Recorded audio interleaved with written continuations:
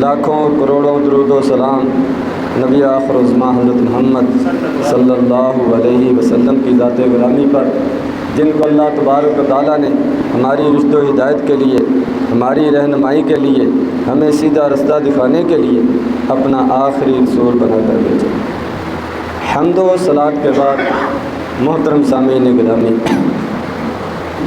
اللہ تبارک و تعالیٰ کا وعدہ ہے اپنے ایمان والے بندوں سے کہ وہ ان کو غالب فرمائیں گے، ان کی مدد کریں گے اور ان کو دنیا کے اندر عزتوں سے نوازیں گے۔ یہ اللہ تبارک و تعالیٰ کا وعدہ ہے، لیکن اس کی کچھ شرائط ہیں، اس کے کچھ تقاضے ہیں جن کو پورا کرنا لازمی اور ضروری ہے۔ جب ایمان والے صحیح معنی میں ایمان والے بن جائیں اور اللہ کا تقوی اختیار کر لیں اور اللہ تبارک و تعالیٰ کے دین کے لیے اپنی زندگیاں وقف کر دیں، اللہ اس کے رسول کے حکموں کی تابع داری اور پیروی کریں، تو پھر اللہ تبارک و تعالیٰ کے مدد کے وعدے پورے ہوتے ہیں، اللہ تبارک و تعالیٰ کی طرف سے نصرت حاصل ہوتی ہے۔ بے شمار تاریخ کے اندر مثالیں موجود ہیں، واقعات موجود ہیں، تاریخ بھری پڑی ہے کہ کس طرح اللہ تبارک و تعالیٰ نے اپنے ایمان والے بندوں کی مدد کی، ان کو غالب کیا، ان کو حکومتوں سے نوازا۔ بے شمار واقعات ہیں، ان میں سے ایک سورۃ البقرہ کے اندر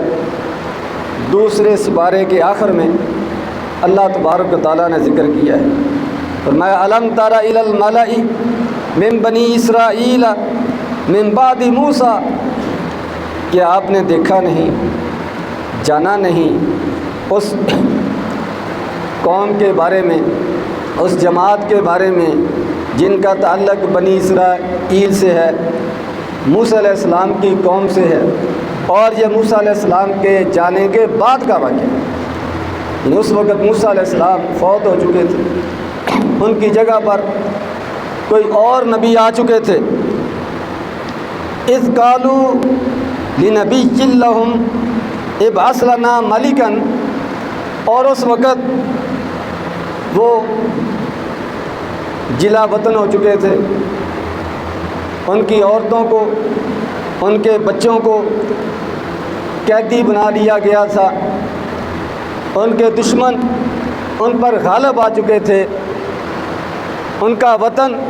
ان سے چھن چکا تھا، تو انہوں نے اپنے اس وقت کے نبی سے، جن کا نام تفسیروں میں یوشع بن نون علیہ السلام ذکر کیا جاتا ہے، ان سے درخواست کی۔ ساری قوم مل کر آئی، کہنے لگے ہم اپنا وطن واپس لینا چاہتے ہیں، ہم دشمن کے خلاف جنگ اور جہاد اور لڑائی کرنا چاہتے ہیں، آپ ہمارے لیے کسی کو سپہ سالار مقرر کریں، کسی کو ہمارا قائد اور لیڈر مقرر کریں، نقاتل فی سبیل اللہ،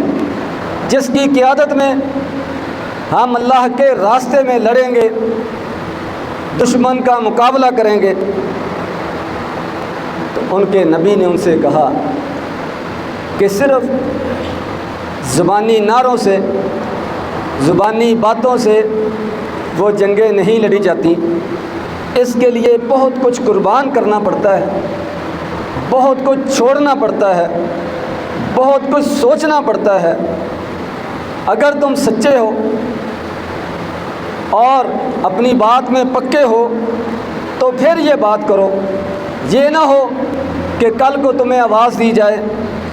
اور تم ہیلے بہانے بنانے شروع کر دو۔ قال هل عصیتم ان کتب علیکم القتال اللہ تقاتلوا، کہیں ایسا نہ ہو کہ جب اللہ تبارک و تعالیٰ کی طرف سے حکم آ جائے لڑائی کا، قتال کا، جنگ کا، اور تم لڑنے سے انکار کر دو۔ قالوا وما لنا الا نقاتل فی سبیل اللہ وقد اخرجنا من دیارنا وابنائنا، کہنے لگے یہ کیسے ہو سکتا ہے کہ ہم اللہ کے راستے میں لڑائی نہ کریں، پیچھے ہٹ جائیں، بھاگ جائیں، ڈر جائیں، جب کہ ہمارا وطن ہم سے چھن چکا ہے،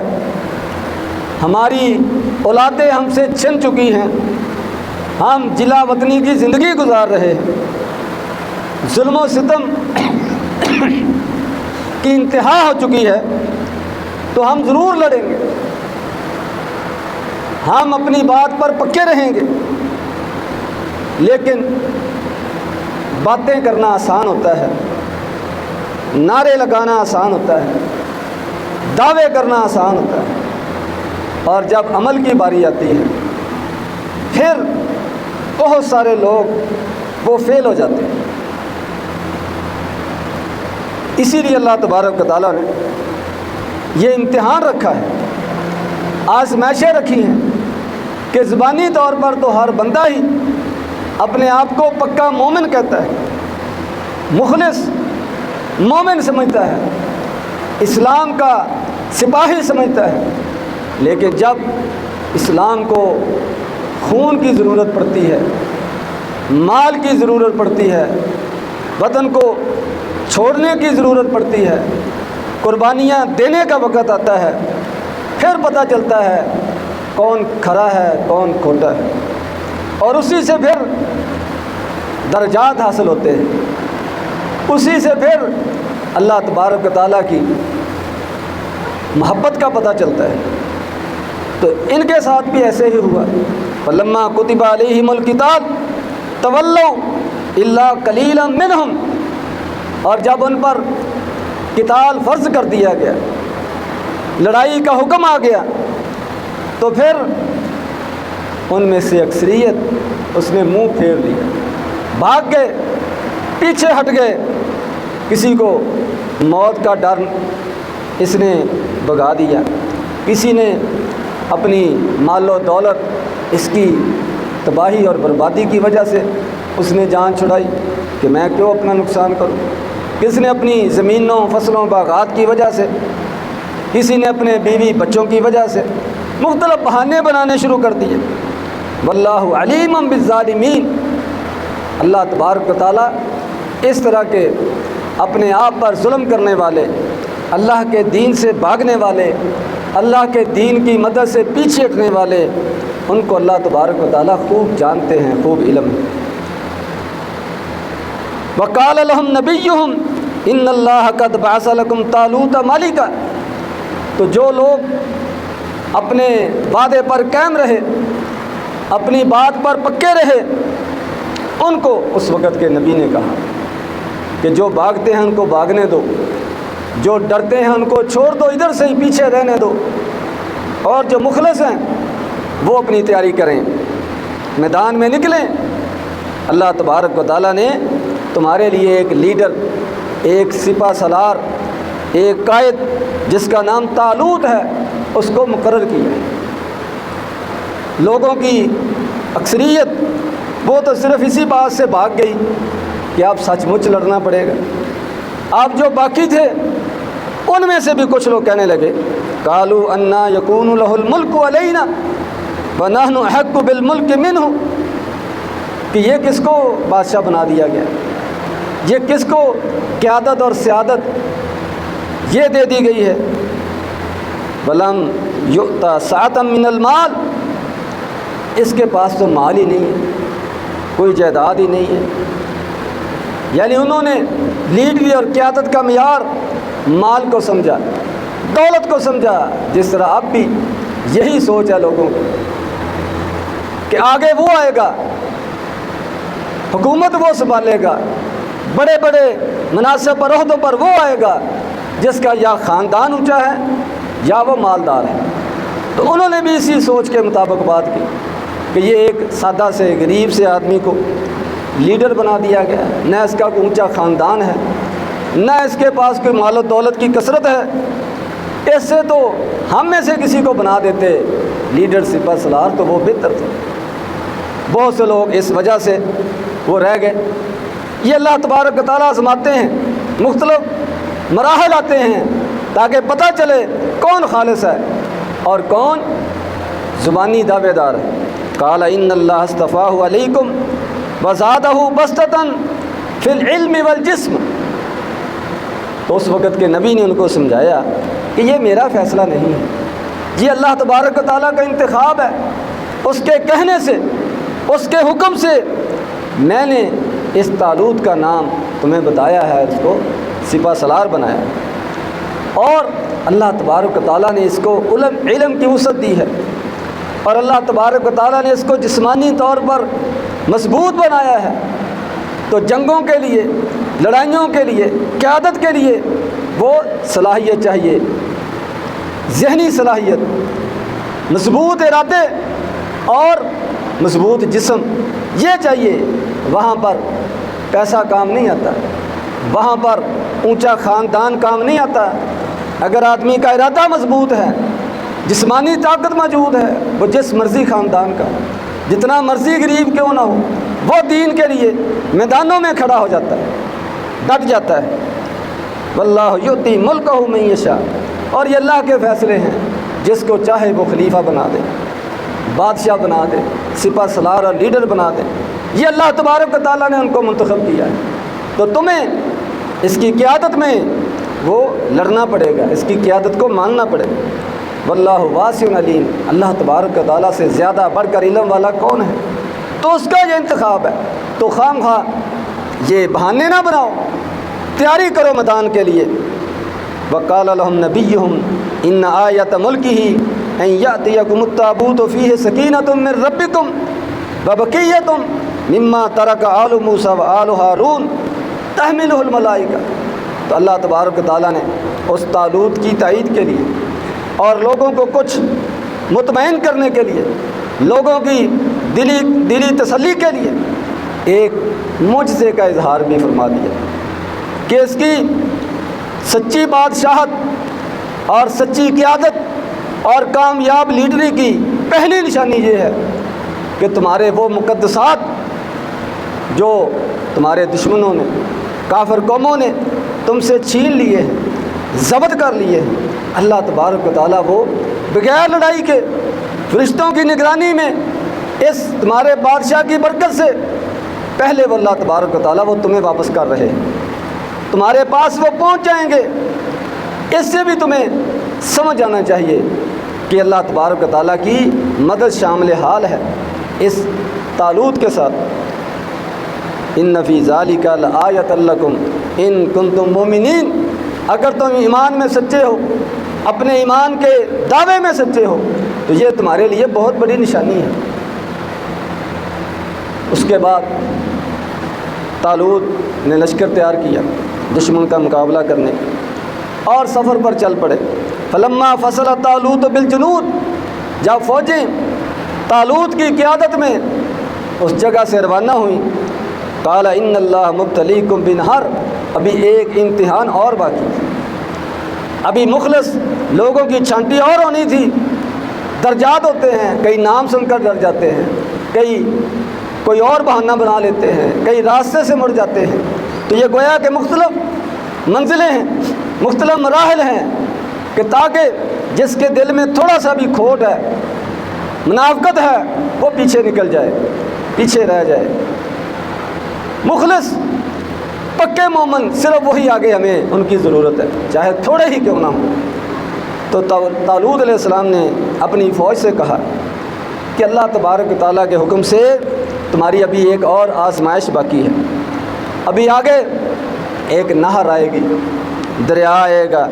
وہاں سے ہم نے گزرنا ہے۔ فمن شرب منہ فلیس منی ومن لم یطعمہ فإنہ منی الا من اغترف غرفۃ بیدہ۔ تمہارا امتحان یہ ہے کہ تم نے اس نہر سے پانی نہیں پینا۔ یہ ایک امتحان تھا اطاعت فرما برداری کا، ایک امتحان تھا صبر کا، برداشت کا۔ فرمایا کہ ادھر سے کسی نے پانی نہیں پینا، صرف اگر کسی کو زیادہ ہی پیاس لگے وہ ایک ہاتھ کے ساتھ جتنا ایک دفعہ پانی پی سکتا ہے اتنی اس کو اجازت ہے، اس سے زیادہ نہیں۔ فَشَرِبُوا مِنْهُ إِلَّا قَلِيلًا مِنْهُ، ادھر سے پھر ایک اور چھنٹی ہو گئی، اکثریت وہ گٹا گٹ پانی پینا شروع کر دے تو کون سا کوئی دیکھتا ہے، کسی کو کیا پتہ کتنا پیا کتنا نہیں پیا، تھوڑی سی تو اجازت ہے نا، تو چلو اس بہانے سے پیتے ہیں، کون سا نگرانی ہے۔ تو اکثریت نے خوب پیٹ بھر کر سیر ہو کر پانی پیا، الا قلیلا منہم، چند لوگ مخلص وہ رہ گئے جنہوں نے جتنی اجازت تھی یا اتنا پیا یا بالکل نہیں پیا۔ فلما جاوزہ ہوا والذین آمنوا معہ، اور جب صرف مخلص لوگ جو ان مختلف مراحل سے گزر کر ان کے ساتھ تھے، اپنے وعدے پر پکے تھے، اپنی بات کے سچے تھے، ان کو لے کر اب مقابلے کے لیے دشمن کے قریب پہنچ رہے ہیں۔ اور علماء بلکہ روایات میں آتا ہے کہ ان کی تعداد جو ہزاروں تھے صرف اتنی رہ گئی جتنی اصحاب بدر کی تھی، یعنی 313 کے قریب جو ہے نا وہ باقی رہ گئے لڑنے والے۔ اب انہوں نے جب آگے اپنے دشمن کو دیکھا، دشمن کے لشکر کو دیکھا، اس کی فوجوں کو دیکھا، اس کے اسلحہ کو دیکھا، اس کی تیاری کو دیکھا، اور کافر جو بادشاہ تھا اس کا نام جالوت تھا، تو ان میں سے پھر کئی بول پڑے کہ یہ تو مقابلہ مشکل ہے، یہ تو سیدھی سیدھی موت ہے، یہاں تو کوئی کام نہیں لڑائی کا۔ لیکن اب چونکہ وہ کافی سارے مراحل سے گزر کر میدان میں آ چکے تھے، اس لیے اب دوسرے ساتھی نے ان کو سمجھایا، قال الذین یظنون انہم ملاقو اللہ کم من فیۃ قلیلۃ غلبت فیۃ کثیرۃ باذن اللہ۔ جنگیں اسلحہ کی بنیاد پر نہیں لڑی جاتی، جنگیں تعداد کی بنیاد پر نہیں جیتی جاتی، یہ تو جذبہ لڑتا ہے، اور اللہ تبارک و تعالیٰ کی مدد جس کے ساتھ ہو وہ جیتتا ہے۔ اب سے پہلے کتنے واقعات ایسے ہو چکے ہیں کہ تھوڑی جماعت، تھوڑی تعداد اپنے سے زیادہ پر اللہ کے حکم سے غالب آئی ہے۔ اگر آج ہم تھوڑے ہیں، دشمن زیادہ ہیں، کوئی بات نہیں، واللہ مع الصابرین۔ اب تھوڑا سا وقت رہ گیا ہے، تھوڑا فاصلہ رہ گیا ہے، اب بزدلی کی اور پیچھے جانے کی گنجائش نہیں ہے، پہلے ہی کتنے ساتھی ساتھ چھوڑ گئے ہیں، اب اللہ تبارک و تعالیٰ نے ہمیں یہاں تک پہنچا دیا ہے، تو صبر کا مظاہرہ کرو، استقامت کا مظاہرہ کرو، تو اللہ تبارک و تعالیٰ انشاءاللہ وہ مدد کریں گے۔ تھوڑے لوگوں کی اللہ مدد کرتے ہیں جب وہ صبر کرتے ہیں، جب وہ ایمان پر قائم رہتے ہیں اور جرأت اور بہادری سے لڑتے ہیں، اللہ کو راضی کرنے کے لیے ڈٹے رہتے ہیں۔ تو واقعتاً ایسے ہوا، اور جب طالوت اور جالوت ان کی دونوں کی فوجوں کا آمنا سامنا ہوا،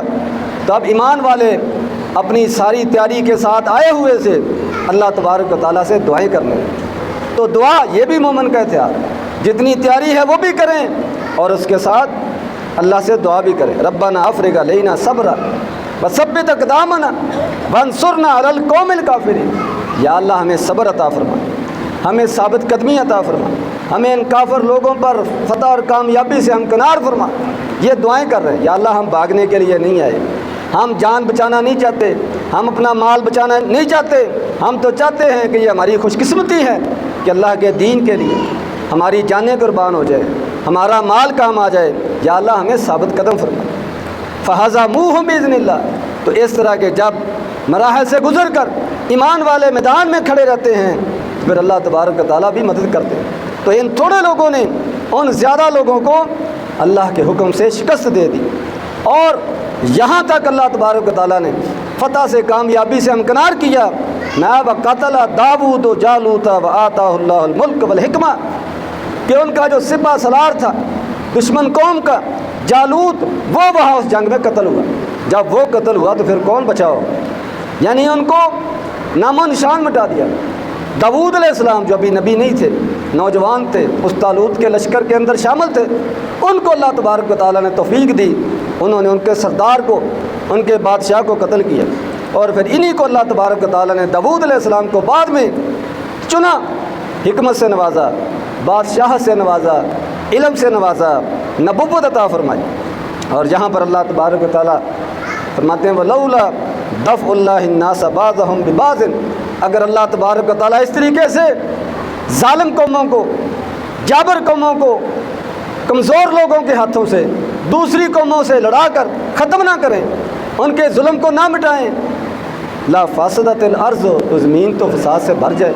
اگر ان ظالموں کو پوچھنے والا کوئی نہ ہو، یہ تو کسی کو بھی زندہ نہ رہنے دے، لیکن اللہ تبارک و تعالیٰ ایک وقت تک ڈھیل دیتے ہیں، مہلت دیتے ہیں، پھر اس کے بعد پکڑ لیتے ہیں۔ تو اتنی بڑی فوج، ان کا بادشاہ، سب